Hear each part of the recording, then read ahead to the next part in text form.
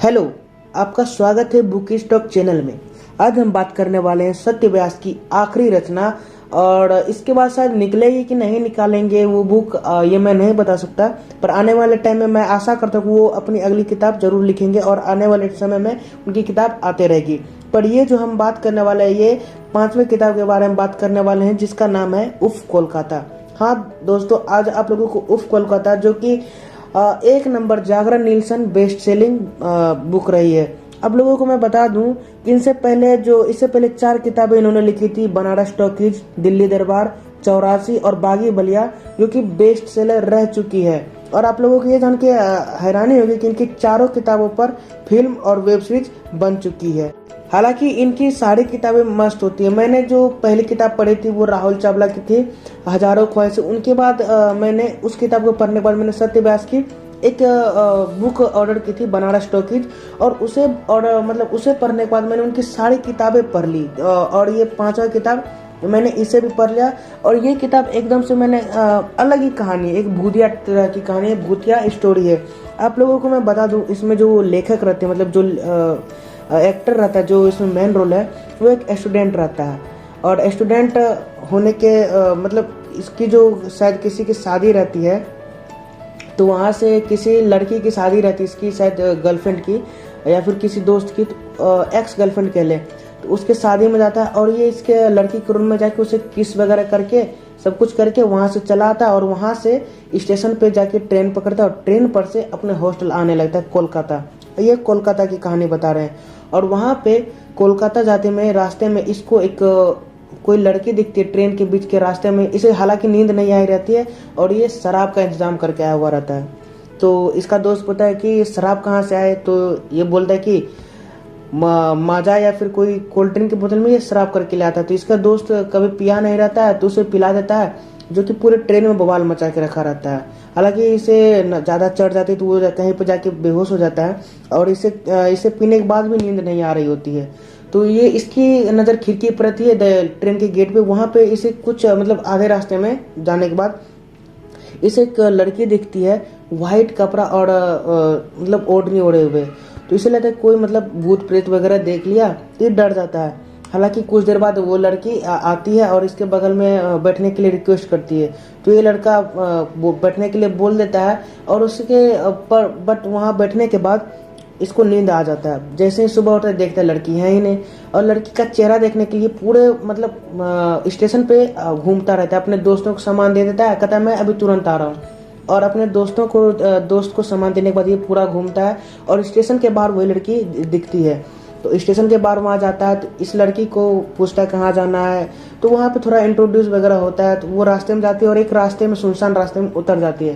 तो लड़का पूछता है कहाँ जाओगी, तो वो लड़की कहती है यहीं एक कब्रिस्तान रहता है वहाँ पे बताती है। तो लड़का कहता है यहाँ डर नहीं लगता, कहती वो तो मेरा घर ही है, मैं यहाँ रोज आती जाती हूँ, मैं यहीं रहती हूँ। हालांकि वो उससे झूठ बोल रही होती है। हालांकि ये कहानी जब मैंने पढ़ी, ये कहानी मुझे बहुत अच्छी लगी। आप लोग जरूर इसे पढ़ें, किताब मंगवा के। मैं फिर भी आपको समराइज कर रहा हूँ। हालांकि उसके जाने के बाद ये लड़का बेचैन हो जाता है, इस लड़की के प्यार में लगता है कि मैं इससे कुछ ऐसा रिश्ता जुड़ जाता है इससे। तो कॉलेज में आने के बाद इसे मन नहीं लगता, तो ये उस लड़की के कहे पते पर एक दिन रात को ही वहाँ पे चले जाता है। और लड़की से जब भी पूछता है कि तुम कब मिलोगी, लड़की सीधा एक से जवाब देती है, मैं रात को मिलूंगी 12 बजे, 1 बजे के लगभग में। तो वहाँ पे जाता है। तो इसके दोस्त लोग बोलते हैं कि पागल है वो, कोई चुड़ैल होगी, कोई भूत वगैरह होगी, तू वहाँ मत जा, हम तुम्हें ऐसे अकेले जाने नहीं देंगे। फिर भी वो चुपचाप डर के मारे बिना बताए निकल जाता है और वहाँ पे मिलने चले जाता है। और उसे देखता है कब्रिस्तान में वो लड़की है, और लड़की को कुछ मीटर दूरी पर ही रहता है। लड़की को पता चल जाता है। तो लड़की बोलती है कि आ गए। तो लड़का एकदम से डर जाता है कि इसे कैसे पता चला कि मैं आ गया। इसे कभी डर भी लगता है कि कभी कभी कि ये कहीं भूत तो नहीं है। इसके दोस्त लोग कहते हैं उसे सब कुछ पता है। पर एक दिन ये लोग पार्टी करने जाते हैं उधर ही। तो ये लोग कहते चलो मैं तुम्हें मिलवाता हूँ उससे। तो वो जाते हैं फिर वहाँ पे भी उसे वहाँ पे असली भूत मिल जाती है, जो कि सिर्फ जो हीरो है मतलब एक्टर इस कहानी में उसे ही दिखती है और किसी को नहीं दिखती है। तो वहाँ पे हॉस्टल तक वो भूत चली आती है। हॉस्टल में वार्डन रहता है, वार्डन के ऊपर ये भूत चढ़ जाते हैं और वार्डन के साथ बहुत सारा मतलब गलत काम होता है। फिर किसी लड़की रहती है तो लड़की की तरह बिहेवियर होने लगता है उसका। और फिर क्या कहते हैं इसके क्लासमेट जो कि एक लड़का रहता है, वो हालांकि टॉप पर रहता है, तो उसके शरीर में घुस जाती है और उसके शरीर में घुसने के बाद हालांकि लड़कियों जैसा हरकत होने लगता है। और फिर उसके बाद एक उसका दोस्त रहता है, फिर उसके शरीर में ऐसे धीरे धीरे होते रहता है। तो ये लड़का समझ नहीं आता है। तो एक दिन ये जाता है उससे, तो लड़की से पूछता है तुम्हें कैसे पता चल जाता है कि मैं आ गया हूँ। तो लड़की कहती है कि मैं भूत वगैरह पकड़ने की शायद कोई सब्जेक्ट होती है, तो उसमें इसका मतलब किया गया है विश्लेषण कि कौन सी सब्जेक्ट होती है, तो वही सब्जेक्ट कर रही होती है। और वो कहती है कि हमें रिसर्च करना होता है, हमें पकड़ना होता है ये सब के बारे में जानने के लिए।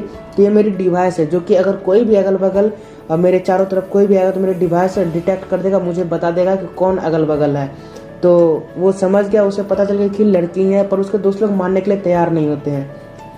हालांकि एक दिन पता करने के लिए वो लोग लड़की का पीछा मार्केट तक करते हैं, पर मार्केट में पता चलता है कि वो ट्रेलर के पास आती है, मतलब टेलर के पास आती है कपड़े सिलवाने। तो लड़का जाता है उनके पास पान खा के एकदम एक जैसे होता है ना कि पान वगैरह खा के मुंह से आवाज निकलती तोतली जैसी भारी भारी। तो दूसरा पूछता है तो टेलर नहीं बताता है, तो देख हमारे यहाँ बताना अनिवार्य नहीं है, हम किसी को नहीं बताते किसी को। फिर भी वो बहुत उसके दोस्त लोग पता करना चाहते हैं, पर उसके दोस्त लोग पता नहीं चलता है। फिर एक दिन मिलती है, तब उसके दोस्त लोग भी मान जाते हैं कि ये लड़की ही है, और उसे पता नहीं चलता। तब उस लड़की को बताता कि मेरे हॉस्टल में ऐसा ऐसा हरकतें हो रही है, शायद ये क्या है, भूत है, नहीं है पता।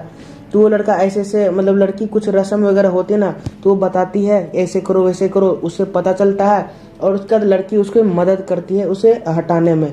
लेकिन आखिरी बार वो ये भी कहती है कि कहीं पे भी कुछ चीज़ तुम्हें मिलेगा तो उसे छूना मत, जैसे कुछ कपड़े वगैरह कहीं कुछ भी। तो लड़का कहता है ठीक है, पर वो जब आता है घर मतलब कहीं जा रहा होता है तो एक लिफ्ट से उतर रहा होता है, और लिफ्ट में तुरंत ही पेंट किया हुआ होता है, और उस पेंट में थोड़े से जैसे बाल वगैरह होते हैं वो चिपके हुए रहते हैं। तो उसे लगता है कि ये हटा देना चाहिए क्योंकि अभी अभी पेंट हुई है, नहीं तो चिपक खराब। और उसे उसे हटाने के बाद उसे कुछ जैसे भारी, उसे छूने के बाद उसे कुछ भारी भारी जैसा लगा, और उसे ऐसा लग रहा था कि मेरे ऊपर सर के ऊपर कोई बैठा हुआ है। हालांकि जितनी भी उसके दोस्तों के साथ हुआ था ये कांड, तो इस हीरो को उसके सर पे वो लड़की दिख रही थी जो उसे तंग कर रही थी, और यही लड़की इसके भी ऊपर थी, और यहीं पर कहानी खत्म हो जाता है। अब आगे क्या होता है इसका निर्णय नहीं, क्योंकि हालांकि आप लोग बहुत सारी मूवीज वगैरह देखते तो कंफ्यूजन में ही फिल्म वगैरह वेब सीरीज वगैरह बंद मतलब खत्म हो जाता है। तो ये भी यहीं पर है, और समझ ले कि कहानी है, कोई सीरियस नहीं है। तो आप लोग जैसे कहानी की तरफ पढ़ें, और आप लोगों को ये ओवर थिंकिंग करने पे मजबूर कर देगा ये बुक जैसे मैंने पढ़ा ना, तो मेरे मुंह से यही निकलता है कि सर कहाँ से लिख लेते हैं आप, क्या राइटिंग है। हर एक पेज में पढ़ने के बाद मुझे लगता था कि कितने अवार्ड जीतोगे आप, इन्हें जितना अवार्ड दिया जाए सत्यव्यास सर को जो राइटर है बहुत ही कम है। मेरे अकॉर्डिंग, मेरे मानने से ये बहुत ही कम है जितना भी अवार्ड दिया जाए इन्हें। तो मैं आप लोगों से रिक्वेस्ट करूंगा कि आप लोग मेरी समरी सुनने से अच्छा है आप लोग एक बार इस किताब को जरूर पढ़ें। इनकी सारी किताब किसी की पढ़े ना पढ़े, पर सत्यव्यास सर की सारी किताबें पढ़ें। आप लोगों को अपनी कॉलेज की कहानी, अपने जो लाइफ में एंजॉय करते हैं वो सारी कहानी आपको रिमाइंड हो जाएगी पूरी तरह से। एक तरह से लगेगा कि नहीं ये क्या लिख दिया इन्होंने, एकदम से लगेगा कि बहुत ही अच्छा चीज़ लिखा है। बहुत मुझे सब कुछ याद आ गया, पिछला जिंदगी का जो मैंने जिया, जो मेरा पास्ट है, वो सारे चीज़ याद आ जाएंगे। तो इस किताब को एक बार जरूर पढ़ें, और आप लोगों से मैं रिक्वेस्ट करूंगा कि आप लोग हमारे चैनल पे बने रहें, हमारे चैनल को सब्सक्राइब करें, ताकि आप लोगों को ऐसी ऑडियो बुक्स हर सप्ताह मिलती रहे। तब तक के लिए